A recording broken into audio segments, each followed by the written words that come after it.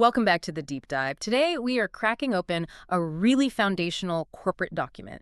It's the Environment, Health, and Safety Policy from Blue Star, and it's dated October 16th, 2025.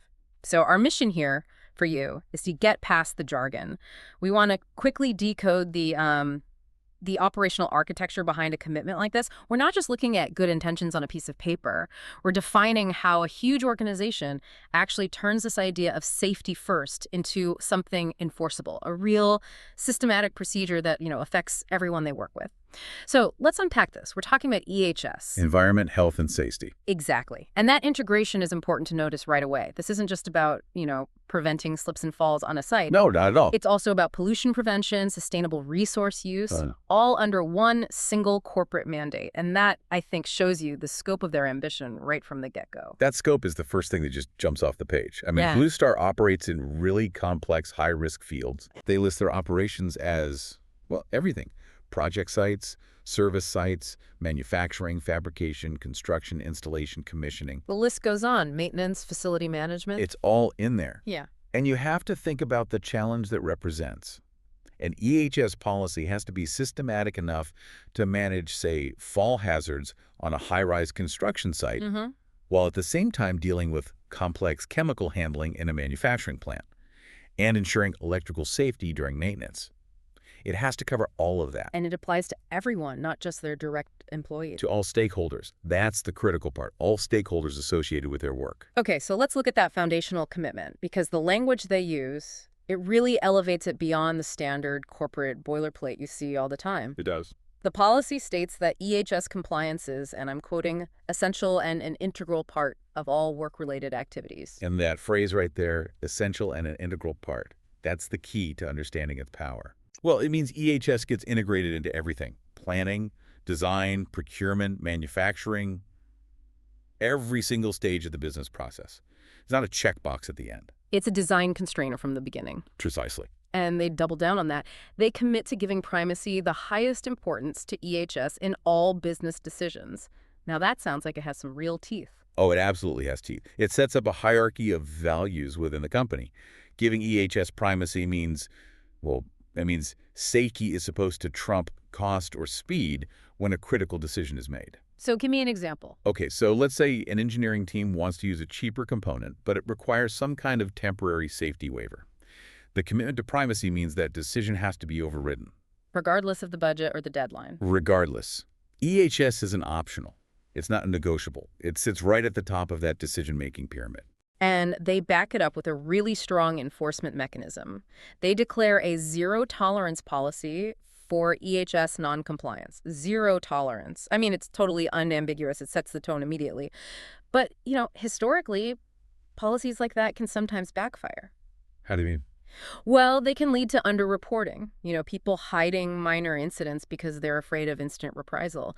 Does the document address that at all? That's a very critical question. And the answer, I think, is in the philosophical belief they state right after that declaration. Okay. They state that adverse environmental impacts, health hazards, and workplace incidents are all preventable. And they're preventable through the active involvement of all stakeholders. See, that commitment to preventability is what shifts the whole thing from being reactive to proactive. I see. If management truly believes every incident is preventable, the focus shifts away from just blaming a worker. It forces a systemic investigation. So you trace the failure back through the system. Exactly. Back to a flaw in the consultation or the planning or the training. So the zero-tolerance policy is aimed at systemic failures and, intentional disregard, not just an honest mistake. It forces management to own the entire system. So it's not about punishing the worker who makes a mistake. It's about finding the flaw in the training or the equipment that allowed that hazard to exist in the first place. That's a huge cultural shift to embed in a policy. It is, a massive one. And to underline the seriousness of it all, this policy is signed by the chairman and managing director, Ehs Policy. So it's coming straight from the top. That endorsement confirms it's a core institutional priority. Okay, so we've got the commitment, the primacy, the zero-tolerance framework. Let's get into the operational goals. How do they plan to fulfill these objectives diligently and systematically? This is where we hit the 6 objectives. Right, and these 6 points are what move us from that high-level commitment to, the actual actionable steps, the management system itself. Objective 1. This seems like the essential baseline. complying with all statutory and regulatory bodies. It is the baseline. It's the floor. But as you said, the best companies aim much higher than the floor. Because just meeting the legal minimum often leaves gaps. Huge gaps. Most major incidents happen at companies that are, believe it or not, legally compliant. They're meeting the minimum, not the best practice. And this policy is clearly aiming higher, which we see in Objective 2. Which is about proactive protection. They want to create and promote health and safety awareness, specifically protecting stakeholders from foreseeable work hazards and risks. And that word, foreseeable, is doing a lot of heavy lifting there. It really is. It implies that every single project has to have a mandatory hazard identification and risk assessment, a high RA, before any work starts. You can't protect against a foreseeable risk unless you've formally foreseen it. Makes sense. So this policy, it basically necessitates that HIRE is built right into the planning and design stage of every single operation. And that leads right into the next point, Objective 3, which is about capacity building, providing appropriate training and support.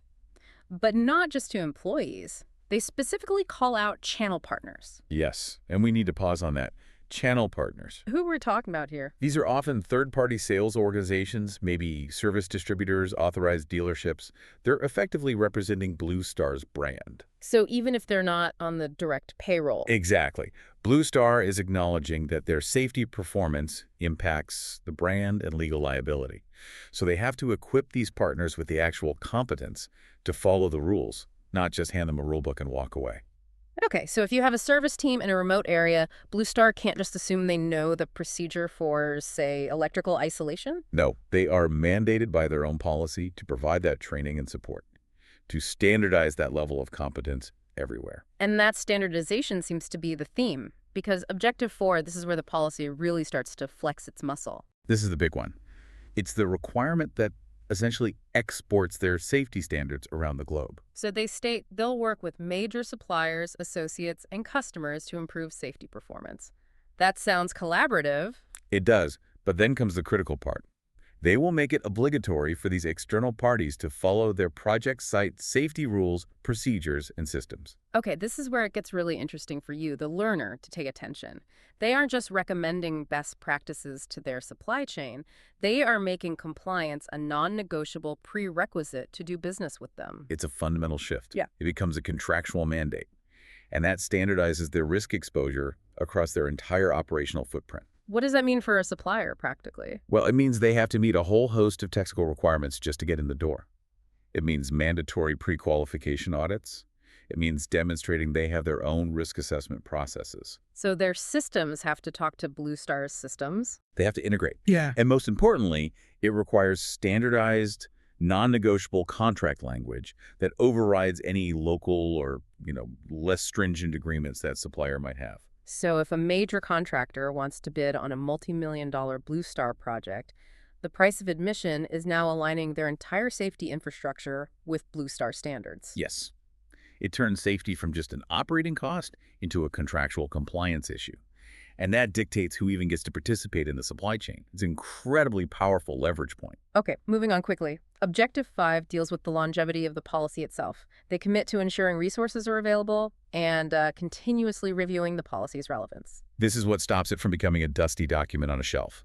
This objective mandates an annual audit cycle. It makes sure the rules adapt immediately to new risks, like new technologies or new countries they expand into. Without that, even the best policy becomes obsolete very quickly.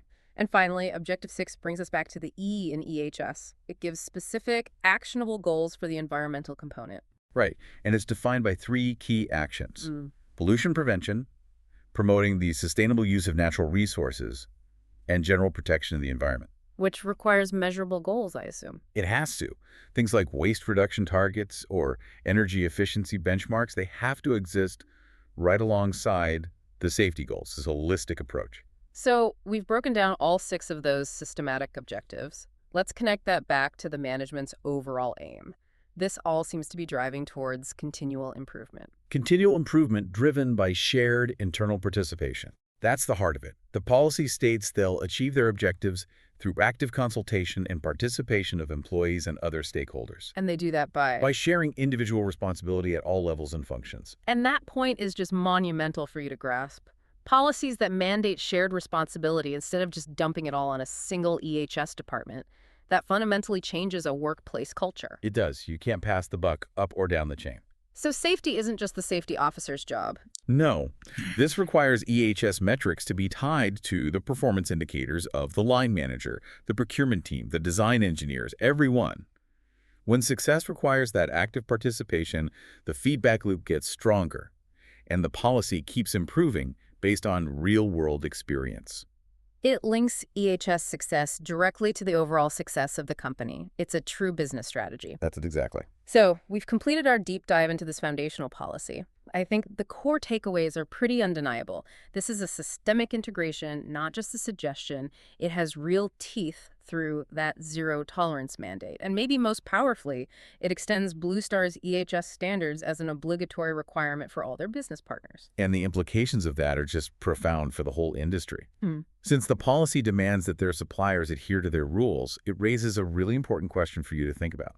If Blue Star and other companies like them makes compliance with these stringent procedures obligatory, well, how do these high safety mandates function as a form of competitive pressure? And what's the long-term economic effect of exporting these high EHS standards across the wider industry and, global supply chains? The ultimate question being, if you want to work with the big players, you have to invest and play by their safety rules, which raises the standard for everyone, whether they like it or not. That's a great question to end on. Thank you for joining us on this deep dive. We'll see you next time.